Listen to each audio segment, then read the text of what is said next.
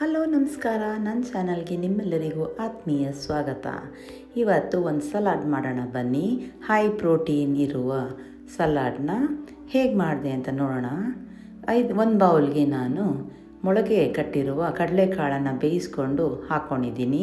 ಹಾಗೆ ತರಕಾರಿಗಳನ್ನ ನಿಮ್ಗೆ ಏನು ಇಷ್ಟನೋ ಆ ತರಕಾರಿನ ಹಾಕ್ಕೊಳ್ಬೋದು. ಸಲಾಡ್ ಡ್ರೆಸ್ಸಿಂಗ್ಗೆ ಒಂದು ಮಿಕ್ಸರ್ ಜಾರ್ಗೆ ನಾನು ರೋಸ್ಟೆಡ್ ಮಖಾನನ ಹಾಕ್ಕೊಂಡಿದ್ದೀನಿ.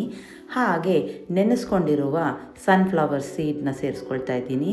ಅದಕ್ಕೆ ಕೊತ್ತಂಬರಿ ಸೊಪ್ಪು, ಪುದೀನ ಸೊಪ್ಪು, ಹಾಗೆ ರುಚಿಗೆ ತಕ್ಕಷ್ಟು ಉಪ್ಪು, ಆಮೇಲೆ 1-2 ಮೆಣಸಿನ್ಕಾಯಿ, ಹಾಗೆ 1 ನಿಂಬೆಹಣ್ಣಿನ ರಸನ ಸೇರಿಸ್ಕೊಂಡು ಬೇಕಾದಷ್ಟು ನೀರು ಹಾಕ್ಕೊಂಡು ನುಣ್ಣಗೆ ರುಬ್ಕೊಂಡ್ರೆ ನಮ್ಮ ಡ್ರೆಸ್ಸಿಂಗ್ ರೆಡಿ ಆಗುತ್ತೆ.